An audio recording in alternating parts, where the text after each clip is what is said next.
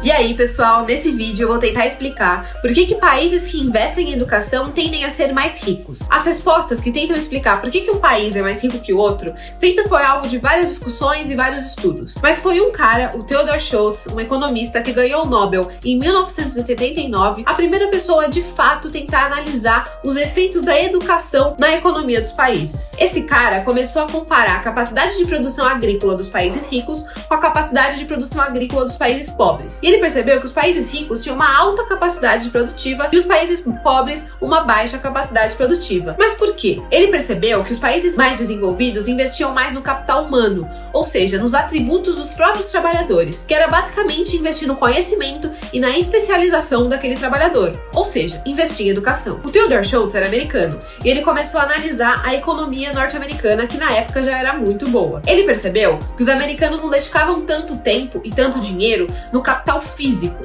ou seja, em infraestrutura e indústrias. Ele percebeu que a maior parte do crescimento dos Estados Unidos estava associado ao investimento no tal do capital humano, que era basicamente a materialização em investimentos em educação. O Theodore Schultz chegou à conclusão que, de fato, países que investem em educação tendem a ser mais ricos. E nesse mesmo estudo, o economista fala que realmente investir em educação tem um custo. Demanda dinheiro, demanda tempo, demanda atenção. Mas ele também fala que mesmo assim, quando se investe na capacitação das pessoas, mais rica e mais produtiva uma nação vai ser. Então, basicamente, o efeito desses esforços tendem a ser mais positivos do que negativos. Em outras palavras, vale a pena investir em educação. Mas e o Brasil? A produtividade do Brasil é baixa porque a gente não investe em educação? A resposta é sim e não. No Brasil, quase 20% dos gastos públicos são direcionados à educação. A gente gasta mais em educação do que vários outros países desenvolvidos. Mas mesmo assim, os nossos alunos não têm um aprendizado adequado. Os alunos não aprendem o que eles deveriam aprender com a idade que eles têm.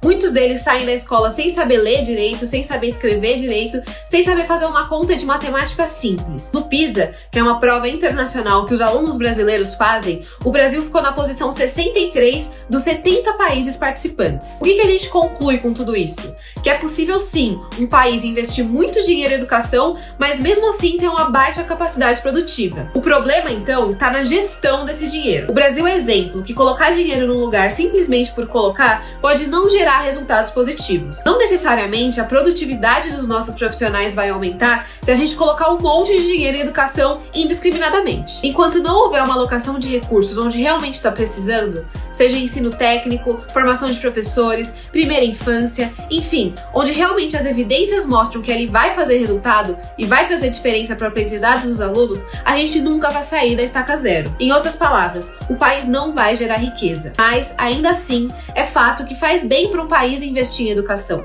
Faz bem para um país dar atenção para a educação. Isso já é consenso.